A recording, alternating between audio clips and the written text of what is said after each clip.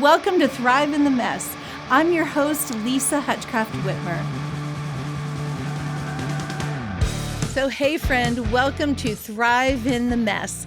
I'm Lisa Hutchcraft Whitmer, and no matter how we plan our life and try to have it be perfect, life can be messy. And I'd like to have some authentic conversations and real life stories with everyday people and about everyday life. And in the middle of our mess, sometimes we can feel alone. We feel like we're the only one walking through it. And it's not true. You are not alone. So in this space, I hope to have conversations with people from all walks of life, all different generations, and talking about different messes in life that they have walked through and that each of us walk through. So no, you're not alone. I hope we can not just survive, but thrive in everyday life. And for my very first one, this is my first time. I'm thrilled with friends who have put together a wonderful, beautiful space. That is not necessarily my gifting, but I so love people who have those gifts and talents. And I kept trying to think, who do I want to talk with on this very first Thrive in the Mess? Well, who better to know my messes and so many messes in my life than someone who met me when I was 16 years old and who really became a part of my life when I was 18. And that is my amazing husband, Rick. So Rick, welcome to Thrive in the Mess. Thank you, Lisa. It is an honor to be here. This really is exciting. You've been planning this for months, believe me, I know, and for a long time, and you've had a vision for this opportunity to be able to just share a little bit more of your heart with the world, and I'm just so excited that you asked me to be your first guest. I just can't wait to see what unfolds over the next few minutes. Well, your name just kept popping up in my mind. I'm like, okay, who should I have in the middle of this? And I will say, all of this, I want to interject laughter and hope and faith. That is where all of this is going to be. Messes can be hard, but there still can be humor and laughter in the middle of all that, and hope and faith, and seeing how God can show up in these ways in our lives, which we have seen numerous times.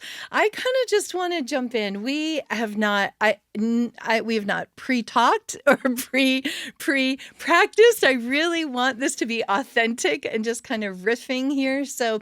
But I'd like to just kind of go back to, we met each other when we were 16 and there were no sparks. So, and first of all, we're going to chat a little bit about our lives today because there are different messes in life that everyone walks through. So we're just going to kind of walk through some of that. And then these are examples of conversations that I am having with many different people across all walks of life, dealing with all kinds of things. So with this one, we're kind of just riffing on from the beginning and through life. And I'm so excited, Lisa, because, your idea here, this Thrive in the Mess, it really is, I think, a really timely idea, because I know for a lot of us, we kind of get this idea that, I just got to fix all my problems. I got to find a way to just kind of get this life just, we don't like trials. We don't like, sufferings. We don't like things to go wrong. We don't like it when things aren't going our way, so to speak. We don't like to have bad days. And yet our lives are full of those. And we're constantly up against just the, kind of this messiness of life. And it feels like we're all just kind of spending our lifetime just trying to fix these messes and trying to get this solved, whether it's our, relationships, our marriage, or our kids, or the people that we love, or at work. And I think you and I have talked quite a bit about kind of your vision for this and the kind of people you're going to be talking to. And I think this is such the right idea for a podcast to be able to have these conversations. I believe that it's such a vital way for us to know, how can we in this life, make the most of what our life's going on. I like that word you chose, thrive. I looked it up in God's Word, the Bible, and we're going to reference a lot of that throughout our conversation. But the word thrive appears 12 times in the NIV, and it's really interesting because sometimes it's referencing when the wicked thrive, and I thought that was really interesting. When the wicked thrive, so does sin, says in Proverbs 29:16, and so sometimes, we're like, oh, wow, why is it that like good things happen to bad people, right? We've had that conversation. And why is it that sometimes, life seems to go good for them and I'm trying to do things right and things aren't going well for me. And God's word even speaks to that. But I like this verse here. It says, when the righteous thrive, the people rejoice. And I like the word thrive because to me, it's like, in the midst of all this messiness in life, how can we not just fix things, but just thrive to be able to just have a life where we can have joy? And sometimes they're not fixable. Like there are so many things in life that we honestly can't fix, but how are we choosing to walk through it? You get that diagnosis. That's not fixable necessarily. Sometimes yes, sometimes no. But are we going to walk through it with a certain kind of perspective or attitude? And that's hard. And there is grief involved even with some of these things that come our way. The loss of something, the loss of a person. Well, that's not fixable. Like the day my mom died, I remember we were in the ER and I was praying. I'm like, God, is there any way you could have life come back into her eyes? And that was not how he answered that. Yep. But she did.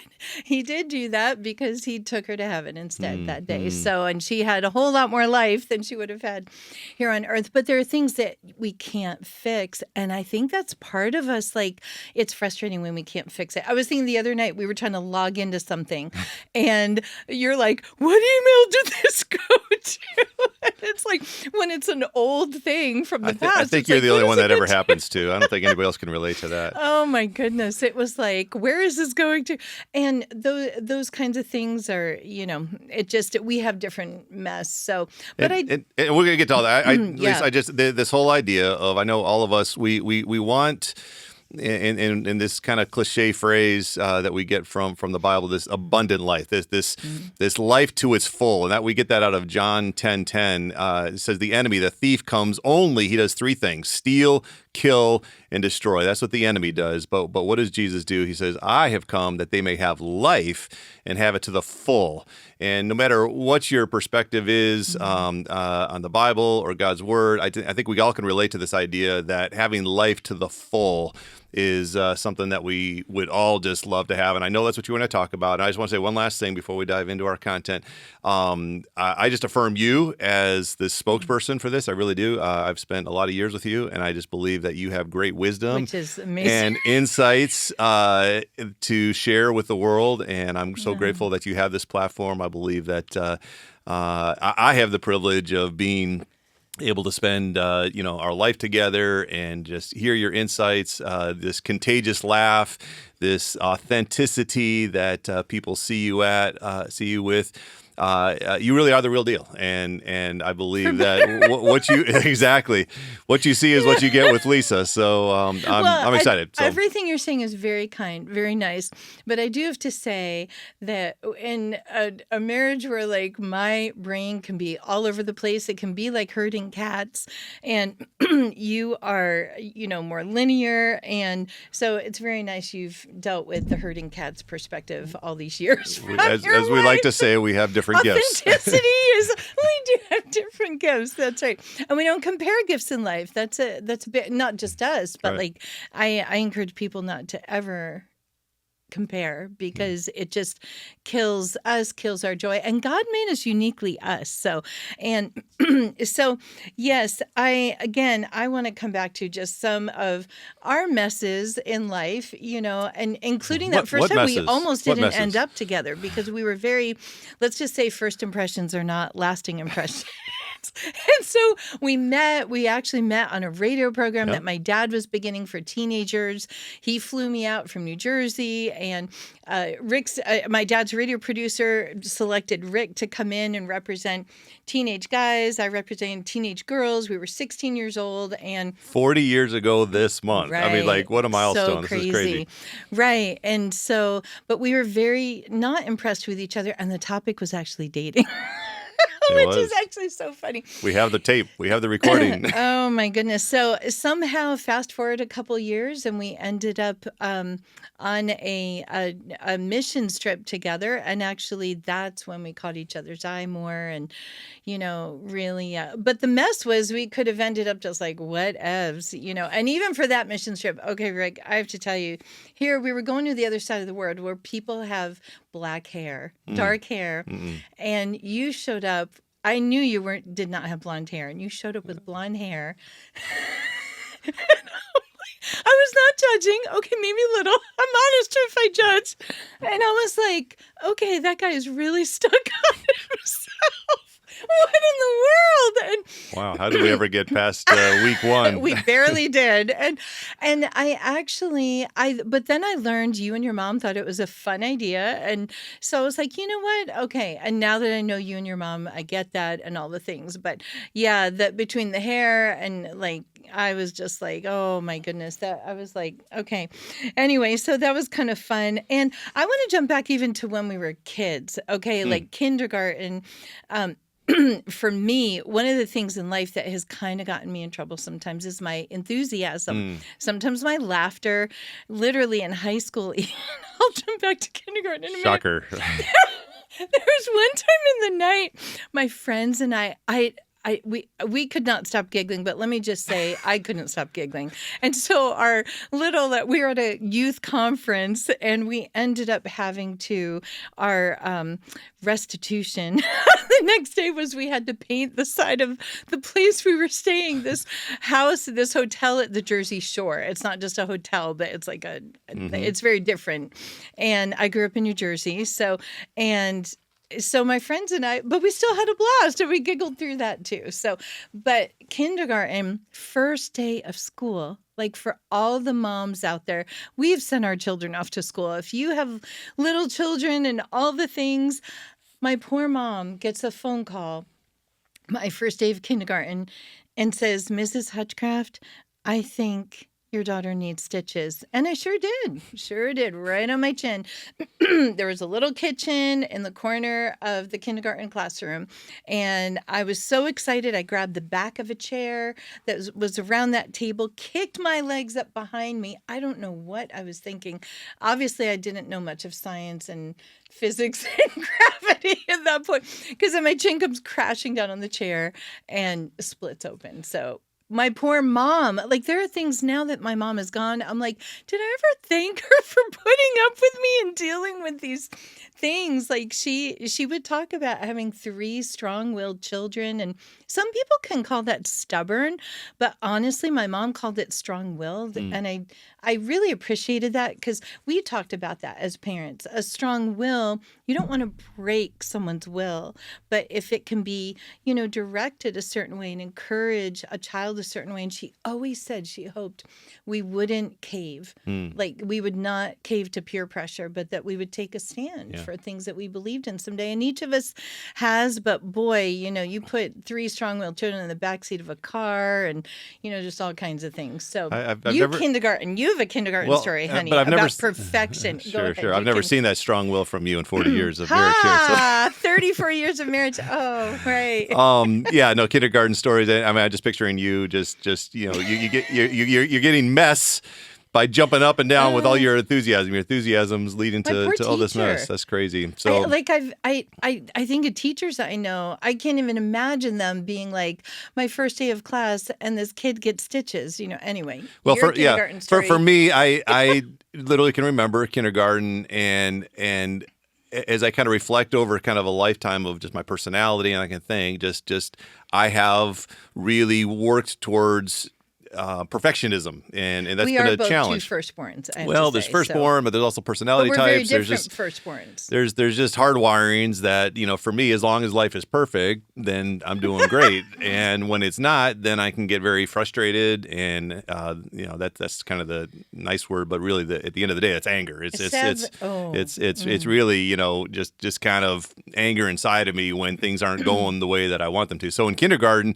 the assignment was to just color a piece of paper of trees and houses and fences. And I mean, like, how can you get something wrong on just a coloring piece of paper? But yet I did. Somehow I managed to get something wrong because she wanted the fence colored in. So I got, these Crayola crayons. And in my mind, fences were white, right? You think of a white picket fence, or like, that makes total our favorite sense. restaurant at the time was White Fence Farm.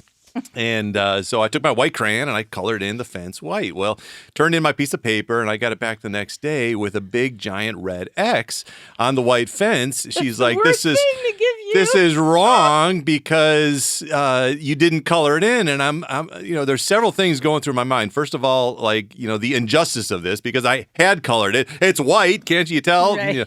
But secondly, it was just this idea that I can look back now and just realize, I didn't get a perfect grade. I didn't get this, this paper perfect. And I that was kindergarten. I just fast forward through all my academic career, and that pressure that I put on myself to just, try to have everything perfect, always get, straight A's, always be able to perform well in any aspect of life. And if I had had this podcast back when I was much younger, I think I could have learned, no, it's not about, just having a perfect life. It's, how can we recognize that messes are going to come our way and to be able to thrive in those. And that's why I get excited about this conversation with you today, and really for all the conversations you're going to be having in the weeks and months ahead. I just really believe that our listeners, our viewers, as they get a chance to get to know you and your heart even more, this is going to be just a great opportunity, I think, for folks to resonate with just something, because it's going to be a little different each time. But I know you've got a lot of exciting things ahead. One thing I want to pick up on that you said, we've talked a lot.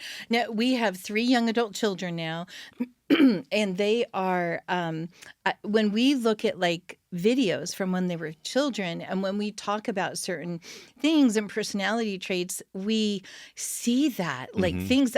We literally were out to eat a few nights ago, and this little boy was kind of wandering around in the restaurants, in this major chain restaurant, and the parents, we're always trying to encourage parents. It's great you take your children out to eat.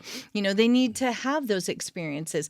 Though I think we always had to tip more because we always had all this food under the table, like when they were little, afterwards it just ends up there. And then, and then also traveling, like kudos to them for doing that, because you got to start somewhere.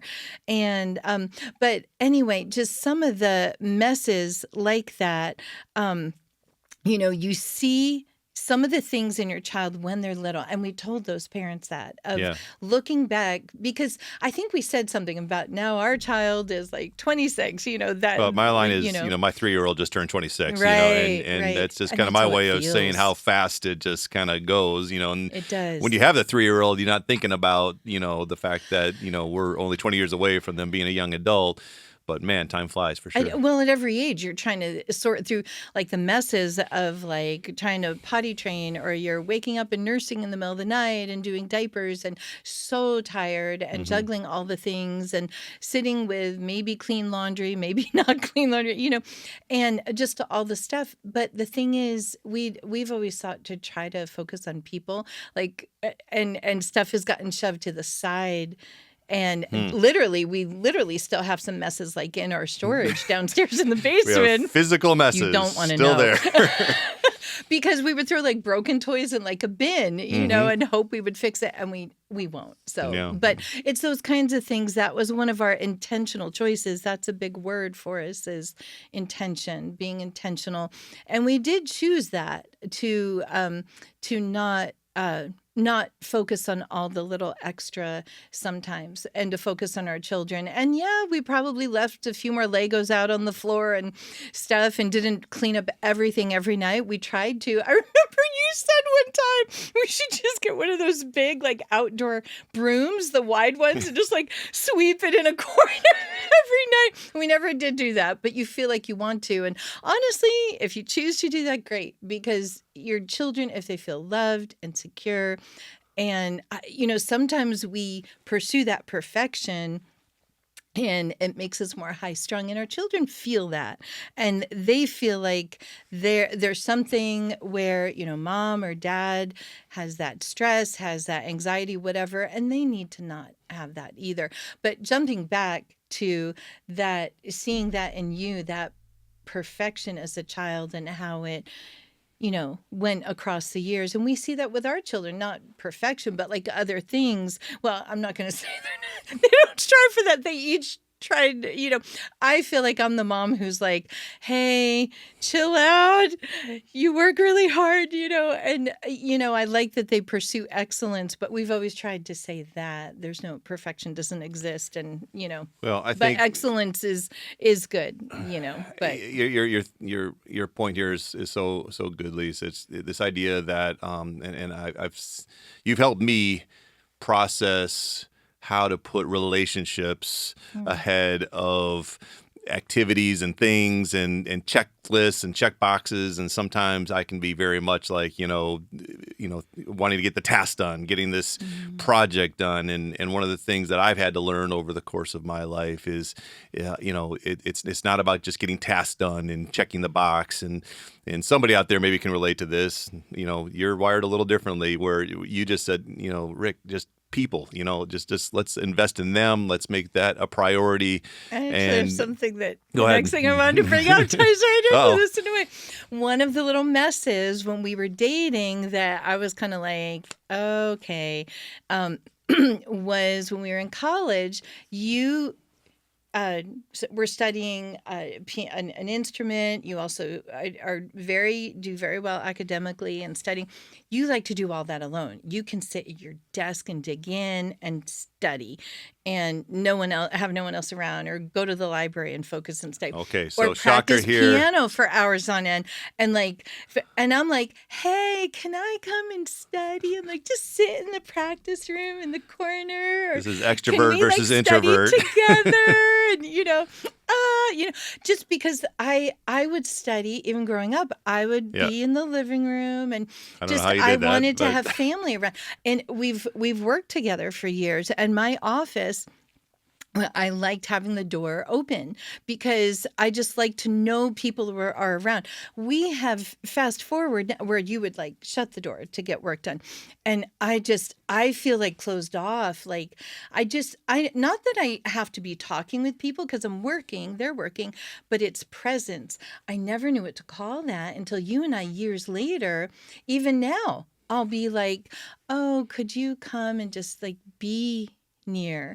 And even when our children come home, our young adult children, we have some introverted children and an extroverted child, and I've learned to give some space and extra bandwidth around for the introverts and things, because I've learned more about that, and even I need space where I need to pull back at times too. All that said, that we've learned, but it's taken a long time. I'm not always the best just sizing that up and calling it what it is. I have friends who can be like, man, that's blah, blah, blah, But with me, we realized that in recent years of its presence.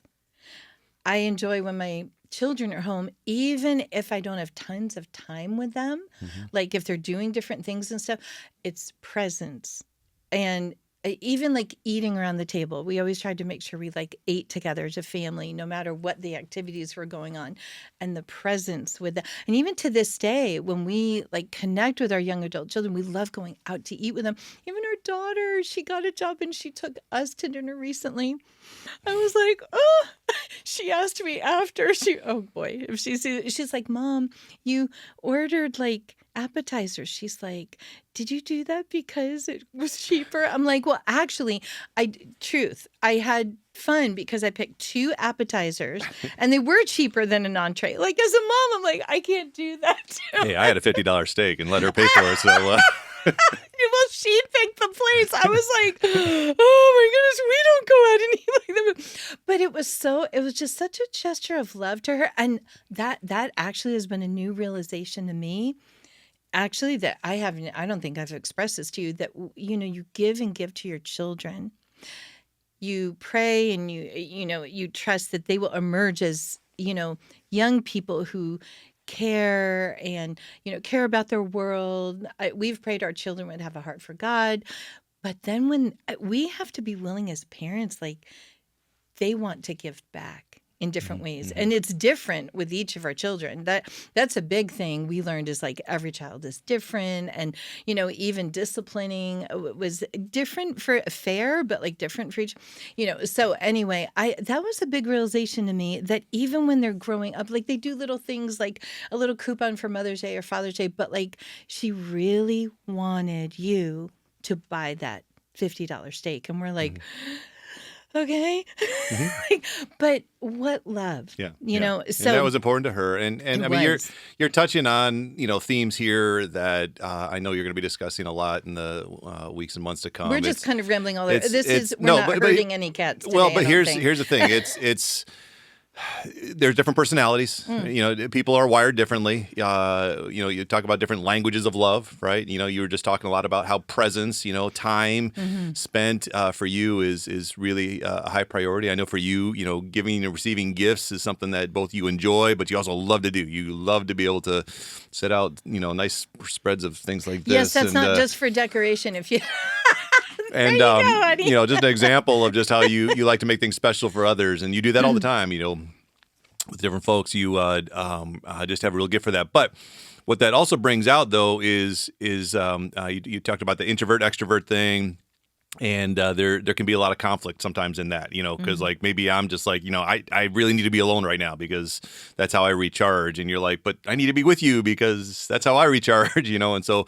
And you learn along the way. That's right. And so, but life can get messy when you start realizing, oh, wow, there's different perspectives here. And in a marriage, you spend a lifetime trying to sort out, well, how can I be there for you and vice versa? And that's just in any relationship, just how can we navigate and work through, what otherwise could just be conflict. And since you and I are conflict resolving experts, right, we can, in any case, talk about moving mess, on. conflict right there, being extrovert, introvert, though you are the most extroverted introvert I've ever known. I surprise really people are. sometimes. They see me and they're like, Yeah. oh, wow, you must be an extrovert. You've kept going sometimes when I've been like, I need to go back, like to the room or go, pull At back. the end of the and day, you'll just be, like, still what going. recharges you. Right. And for me, I do get recharged being alone. And Right. I just see you. You'll spend a night with people sometimes. You're like, woohoo, let's do it again. I do have to throw in the mix. I was going to mention in regards to your big red X for your white fence. Oh. I have a story. Talk to Mrs. that Stark about that. you maybe have judged me about this for years because it was my worst academic moment ever. But when I was in elementary school, I failed a worksheet on Roman numerals. You did. So every Super Bowl, I really am up a creek.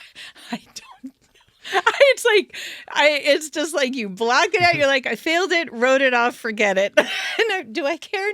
No. So the number XVII is what? Please don't even do that right now because that will be really embarrassing. I'm like 25. Wait, what did you say? 17. You know what? We're not even going to go there right now because I really will mess. There are some corners of our mind though. I think sometimes where we failed it or something, and like some things I feel like sometimes we feel like we fail, but it's not really failure. And like we were even talking about that with one of our children recently of it's not failure. It's just sometimes we have to find a different direction, because it feels like failure, but some of that is just our culture saying certain things. And that's our culture and our world aren't always saying what's accurate. There's so much pressure on, everything from the time children are little of being potty trained at a certain point, sitting and behaving. Our oldest son, I remember some people were like, when he jumped off the back of the choir, children's choir at church, and he jumped off the back. He was just so excited. But it was things like that. He had such joy with it. And we also learned he was the youngest out of all those all his peers at that time with, at church and in choir and stuff. So that actually helped us make the decision to start him in school later, in kindergarten, because he was like the baby of that class. So, there's things like that happen, but our world is like, they shouldn't do that, and you know what? Honestly, every family is different, and no one can tell us like if we're doing this, if we're, whatever, because those are choices and priorities for each family. Like us with, some people are not going to leave the Legos out at night. Sometimes we're like, you know what? Tomorrow's a new day. We're going to start over, For us, even traveling, like vacations, we were big on experiences. Now, Still are. yeah, we really are, because we didn't. I remember, one time our younger son asked something about, Mom, could you work full time, because then we could have a nicer car, because we were just having issues with our car and repairs, and I worked part time because I wanted to focus on them, and so I explained that, but our children see that wisdom later. So anyway, Well, here's a theme that I think we're hitting on right here, and I believe you're going to hit on and through so many of these broadcasts. It's the distinguishing between what the culture says is expected of us, and we all feel that, right? I mean, pick a topic. I mean, whether it's marriage, whether it's parenting, whether it's work, whatever. It's this drive that culture seems to say you need to kind of do it this way. And it's not just saying. I feel like culture screams it sometimes, and it's too much, and it creates a lot of anxiety and a lot of pressure that we can honestly say, you know what? No. That's not the choice for me and my family. Well, exactly. And that's where I do believe you and I have tried to put our finger on, all right, what is the culture expecting? And resisting in many situations, saying, all right, we are not going to let the culture dictate how we raise our kids, how we live our marriage, instead we're looking at God's word. We're looking to not just take the cultural drumbeat, do it this way, do it this way, do it this way, because that's where I think the messes come in life, is that a lot of times we're just like, my life doesn't align with what everybody else is doing. What was it back when we were teenagers? It was there's that word comparison again. Comparison, right. Fit in. We got the social media. We've all had that now for a couple decades now, and we're all just like, oh, my life doesn't look like this person's life, and I feel like this pressure to be able to fit in, to be able to like keeping up with the Joneses. But I think like when we were growing up, that referred more to like possessions, like cars and homes and stuff. Right. Yeah, and now that might be some of it, but I think it's also of how people kind of look, the Bible even says the phrase haughty eyes. I don't know, but I think of that we look down with disdain on like the screaming child. Well, I literally told a parent recently, you know what? I've so been there. I've had children. They are expressing what we have just because we're older, a little more mature. Yes, like we have a little more self-control, but there are times I feel exactly like that child. I'm tired. I don't want to be at Walmart then. I would like to be home and having a nap, and maybe I'm just hungry. How many times do I tell people, you know what, or tell myself, okay, breathe, get something to eat, get a little protein, have a drink of water, maybe have a nap.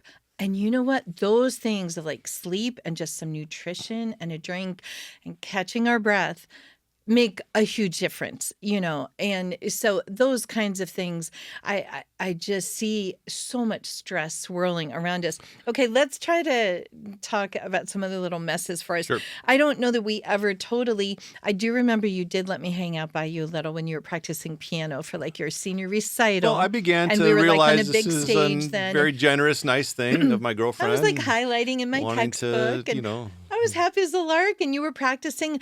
And I know I can't talk at that moment, and that's fine. I don't want to talk. I just wanted to be near my fiance as he's practicing. That's right. We were engaged. Piano, we were engaged at that point. Yeah. So anyway, so we got married, and in January, in the winter, we had no jobs. We just graduated college early, and no one's hiring. and we had like no income. We're living off like some wedding gift money. And that's a little rough when you're first married. Remember those really ugly, like nowadays we have like store brands of food, but back then it was like generic, the white boxes Yeah, yeah. and the black, like Yeah. block branded. They were really, and it was that section of the store. And I remember we would go shopping there. One thing I vowed, we had no offense to whoever created that, but the macaroni and cheese generic, it was terrible. And I vowed to myself I would buy Kraft macaroni and cheese the rest of my life. We didn't have I'm much like, money, but we'll at least get brand name mac and cheese. yes, that was the one thing. But you know what? In time, we ended up doing like some temp work. Like we had a heart. We wanted to do some, maybe even work together if we could. But It was you got definitely to a work at messy church. season. It was hard because we just had a lot of stress. I was getting up early to do whatever temp job. You were helping with music at a local church, and that just put a lot of stress. But you work through it, and you just have patience. And I think we went and mooched and ate your parents' leftovers because we lived like half an hour from them. So they're like, "Oh, we don't like leftovers as much," and we're like, "Oh, we do leftovers." So you do the things you need to do. But there are messes. It is. It's a challenge for stress and- any new marriage, and Yeah. we definitely went through that season, and you learn and you grow each step of the way. And nowadays people have so much pressure. They want to have everything perfect. They want to have their job. Like we've talked to young people who are like, I want this job. I need this income. I need to have this lined up. But part of our thinking is, it kind of helps to go through these things together. Even like we had no jobs. Like, yes, that had some stresses with it, but you can emerge stronger. I don't think we always were thriving in those moments. We were kind of surviving too because we were brand new married and we didn't have this trying to podcast make rent. back then. We didn't have this podcast. Right. There was no such thing as a podcast. And then, but there are ways you can thrive along the way. Just even having a good attitude with it. And not, oh, poor me, that sort of thing. Well, we were growing a lot at that time. I mean, Right. believe me, I did not have it figured out. It was Do we a ever very, really have very any of life totally figured out? challenging time. But I will say this, again, what does the culture say today? Today, culture is saying, hey, make sure you get everything in line, get your job in order, get your career direction set, have a little financial flexibility, and then you can maybe get married and start a life together. And, we just saw it real differently. Like, we were 22 years old and just off and running. And we're like, all right, we got our little college degree. Don't know exactly what we're going to do in life, but at least we have each other. And we grew together with that. And I just think that, And it depends also at what age people get married too. Some people, it's great. They are like in that, but then we've, seen friends where two come together, even if they are older and in their jobs and things, that you still have to work to thrive That's a whole together different because you're mess. two people coming Yeah. together. Yeah. So no matter the mess, it's again comes back to intentional choices. And we did not use that word intentional then. That's been more like later in life for us, maybe the past 20 years where we've talked about it. Another word I want to throw out there, simplicity. I read a book when our children were little about I don't know how I had the time to read a book when our children were little, but about simplicity and just simple living. And you and I made some pretty strong choices of the specific activities our children, like we wanted to know their interests and then what would they be involved in, because we saw in our children and other children the stress with constant running. We're like, nope, we don't want that. Right.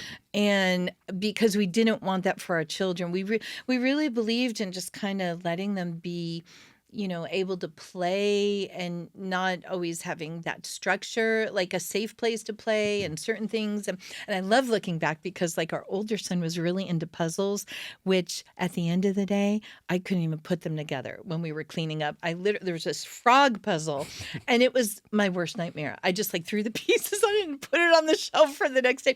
And he could like do it. I still don't know how he did that so fast, but God gives people different gifts. And to this day, with what he does with his work, he's putting puzzles together and pieces together with events for young people and things. Our younger son wasn't really about puzzles, but he liked Legos. And he, to this day, I love seeing these things, like you look back and see your child then, and then later he loved the building. And I'm like, he has been into like logic and math and philosophy and deep thinking, and it's like the building of the foundation. So that's my little hot take as their mom. But the other didn't like the other. But I thought our next child, I'd only had one child. And I'm like, oh, all children must love puzzles, but then you learn where your child's going. For us, music was a big thing. And so we wanted our children exposed to that. So we chose like a little children's choir at church that they could be a part of, and a little, a group where they, were involved at church with different activities, and then maybe a sport. And, library story time was like our big thing. That was also the time they had a sugar drink. That was when they had like juice, So, there's just different things that we don't make all the right decisions as parents. But the thing is, the choices we make, we need to feel hey, this is okay. Yeah. And I feel like even as an adult, I talk out loud to myself. You are like, you'll come in the room and you're like, are you talking to me? But there are literally times I'm like, Lisa, it's okay. Yeah. And I've even mentioned that to you in some of those moments where you might not be as receptive to it, because of the perfection part, and then there have been other not so great times where you've been pursuing perfection and I've just busted out in all that giggles. We actually have a story about that on a bus going to Winnipeg, Canada. Help, and that was not good. So no, it doesn't. The intentionality part that you mentioned, I think of the opposite of that. The opposite of intentionality. And I was not giggling at you at that moment. I was giggling at the situation. The intentionality opposite, I believe, is drift. And so if you're not strategically saying, all right, we're going to be headed this way, you just kind of tend to drift and let just life kind of happen to you. See, that's why I love that. You can put like a word to what I'm thinking. I need to have you on every program. So no, you're going to have some amazing guests. This is just... I know. I love having conversations with people, and that's part of what this is birthed out of. Okay, so we're married, then we have children. Mm-hmm. I wasn't really ready for children for a long time. You were you had like younger cousins and things. I had no friends we had no friends, family, anyone who had babies. Like we were having a baby and I knew no one. Mm-hmm. I hadn't even babysat much. And so I was a little skittish about, okay, I'm not ready, God. But here's a big thing. I believe that when we talk to God and look to him, he does hear us. And he will answer us. And so we waited like 7.5 years to have children. And you were like, you could get down to I saw you playing like with younger cousins and stuff. I'm like, oh, that's so great. And, but then we end up being in the middle of, I was sick, both pregnancies, really sick. That was a messy time. In bed. It was very messy and literally messy because I don't want to get too graphic, but I was not just nauseous, but throwing up everywhere, anywhere. And you were constantly cleaning up after me because if I cleaned up myself, I would throw up again. It was just, and then I tried different toothpaste. And it was just so, and I felt like if anyone has seen that movie WALL-E with that little guy, like cleaning up after on like the ship they're on or whatever, that was you. You were constantly like trying to clean up. And then it was harder the second time because then we had a toddler and I was expecting, and that was even harder to juggle, and ER visit and just different things. But here's a takeaway. I know I would have prayed for my children. I was praying for them. And I know I can have such a go, streak in me that I would have prayed for my children. But I think God really was like, you know what, Lisa, I'm going to sideline you. Mm-hmm. And I literally, I felt like I couldn't even read at times. I had a metallic taste in my mouth. I couldn't really eat the way I wanted to. I don't know if you remember, like with our first, I had the whole thing out. Like I was going to have the stuff for the folic acid and this and that and the next thing. that was all out the window. That was survival of how can I just make it through every day. And I was like reading like how the baby was growing each week and all the things. And that was my biggest hope. Like each week, okay, now the baby's a grapefruit. Okay, now the baby's this, But then our second pregnancy, I got gestational diabetes. And our son, I only had one other child who was born. We don't compare our children, but in this case I did, because our first was born red and crying, pink and crying. Which is what you want. Yes, but I didn't know. I just thought that was normal. Our next baby was born a little blue and not crying. Mm-hmm. And we had no idea. When I got gestational diabetes, and because of me being so sick, a lot of people were praying for us. This always gets me, because this is our son who's such a thinker. And he was born with the cord around his neck. We did not know that until we saw literally the video that night. And you're like, Lisa, look at this. And the doctor was unwrapping the cord from around his neck. Because I had gestational diabetes, they knew about the cord.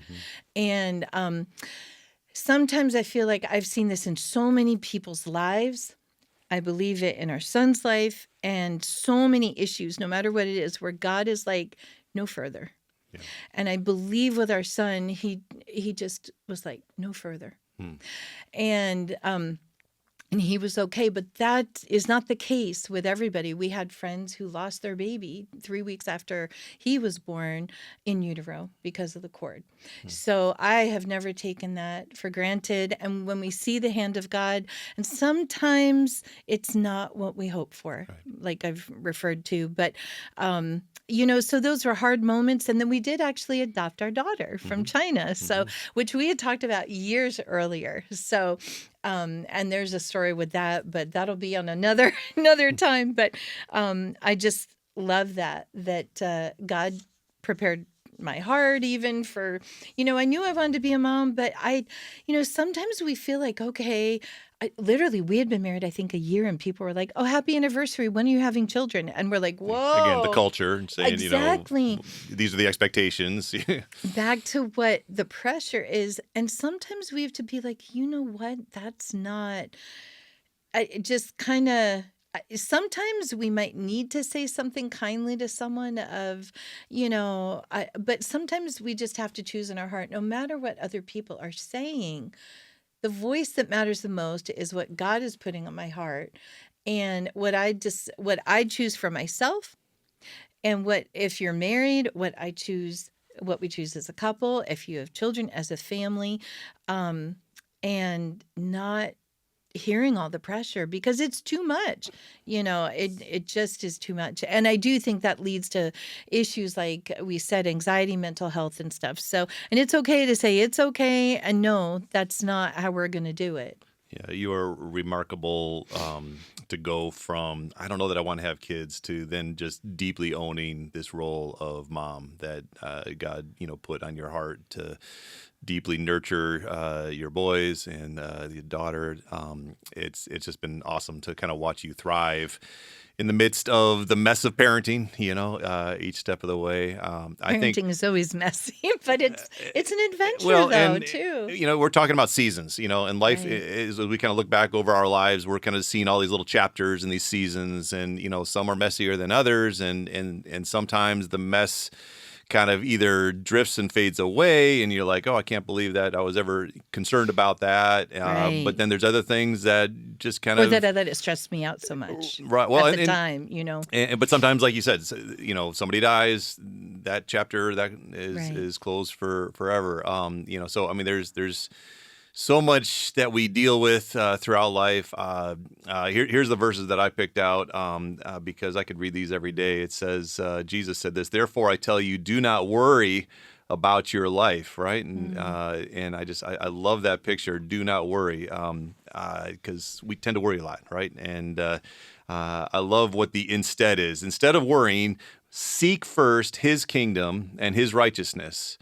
And then all these things that we've been worried about, right, will be given to you as well. And therefore, do not worry about tomorrow, for tomorrow will worry about itself. Each day has enough trouble of its own.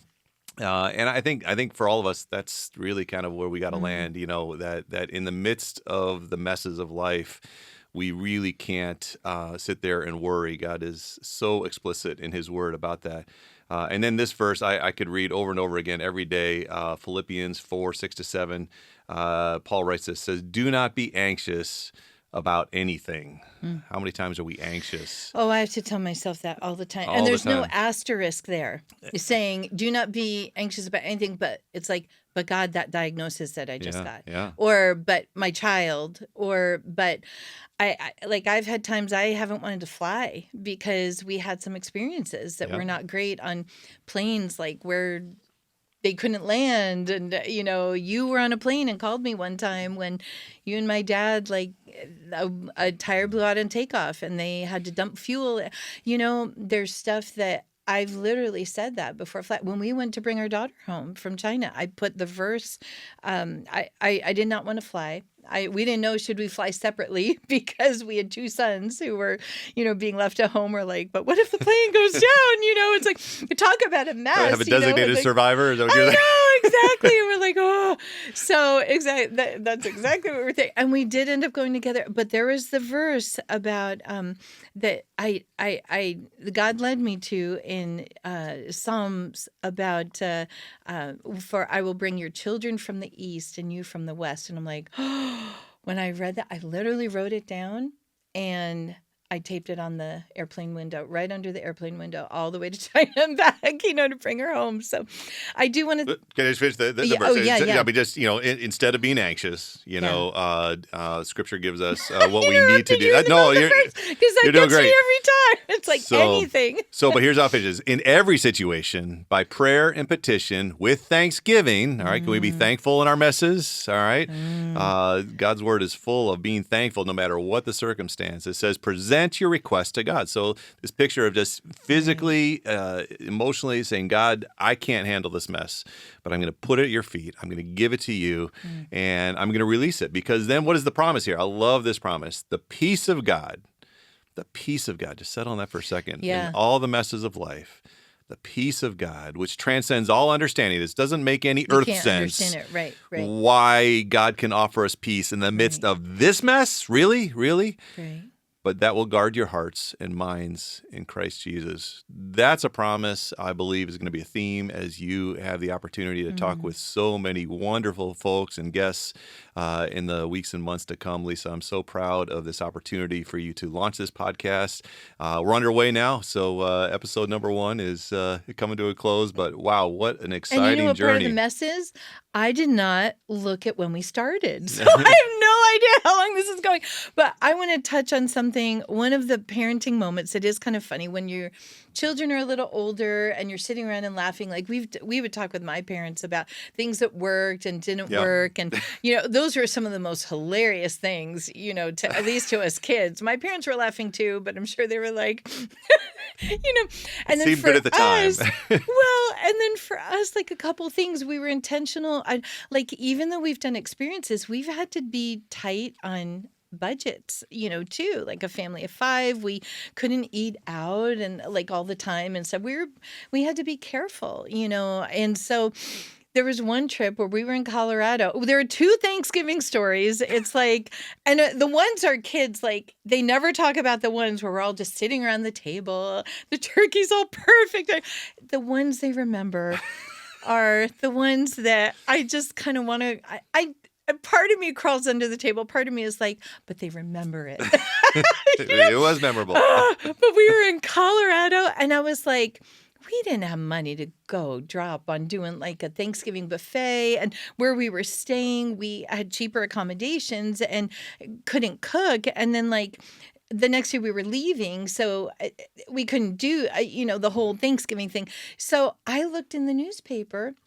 I'm like, okay, any Thanksgiving buffet is $100 or it was crazy. And then I found a church that was offering a community Thanksgiving. So we went and it was kind of we just were at a table and then other people at this church and, I never thought been it to was before. great. I know. In this little, Colorado town. And to this day, our kids are like, Mom, even then they're like, is it okay? I'm like, it was in the newspaper. We were invited. I know. And the people were so friendly to us, and we love meeting new people. Well, I don't know if our kids did right at that moment, but to this day, they will just make that comment about, yeah, the one at that church. Happy When Thanksgiving, mom Mom. was trying to save money. But you know what? But we still had a memory. The other one was when we were coming back from my high school reunion, and we decided to have the kids see some of New York City, since I grew up in, the area up there. And I was like, guys, we can get a great Thanksgiving dinner at a Bob Evans on the way home. So I found one while we're traveling home. We stopped at this Bob Evans in Ohio. And it wasn't the normal Bob Evans. It was a Bob Evans. And to this day, our kids sit at a gas station. It was this We were literally. looking out the window at people filling up their car. It was a half gas station, half Bob Evans. Yes. Not even a wall in between them. But I didn't know, and so that's how we had Thanksgiving that year. But you know what? And they remember I it. share that. They do, and I share that because even in the things that are like messes, they can end up being a treasured memory. Yeah. And it all depends on how we speak. Sometimes we just have to laugh. And, sometimes we might even like be in the corner and cry a little bit. But honestly, it can be all in how we respond to it in that moment. And that's part of thriving, not surviving. And I have had a hard time sometimes in that part. You shared that those words from the Bible about with thanksgiving, like don't be anxious for anything, but with thanksgiving. And there are times I'm like, there's some people, I see what they talk about with gratitude, and I'm like, wow, that's so great. And there have been times I'm like, Lisa, and I do believe sometimes we have to, at least I have to. I don't know if everyone works like this, but I encourage you to try it. I literally have to drag my mind back and say, we're going to do this, and have that thankfulness. So, I would just say, to viewers, listeners, that hopefully if your life is perfect and it's everything's set exactly what you want, then probably connecting with Lisa on this podcast is not for you, right? So, but if you're like with the rest of us, and life can be messy, and there's some situations where you're like, just life is messy. Well, sometimes we're not honest about the mess. We don't want to be forthright about it. There are friends I talk with, and they don't, they share privately about their mess, but boy, their story could touch a lot of other people. Yeah. And I've seen other people who have stepped up and shared their story, and it has affected other people. And for me, I tend to be a little more open about some of the mess, but I do that because I know that's encouraged me hearing other people's stories. And there are times that I've walked through something and someone else's story walking through that. I think our world is drawn to stories, and we're drawn to the hope that we find in those stories and hear in those stories, because someone else who's human like us, and that's actually one of the things I love about Jesus, is that God sent him to earth. He came to earth and was a human and walked through all the same crud we did: betrayal, abandonment, loss, poverty, lack of having food at times, just all these different things. And I love that he walked through this. And so to hear another human story of fill in whatever the blank in their life, their mess, and that gives us hope. So on behalf of the viewer listeners watching right now, I'm going to ask on behalf of them, what kinds of messes are you going to be tackling, and where is this going to head? And why should I tune in next time? I hope to talk about messes ranging from the loss of a child, whether it's a miscarriage or a young adult child. I hope to talk about messes in parenting and marriage, and messes of different people and from different walks of life. Native America is a huge part of our lives. I have a sister-in-law who's Native, and niece and nephews, and many friends. And so that's something I really want to have some conversations about.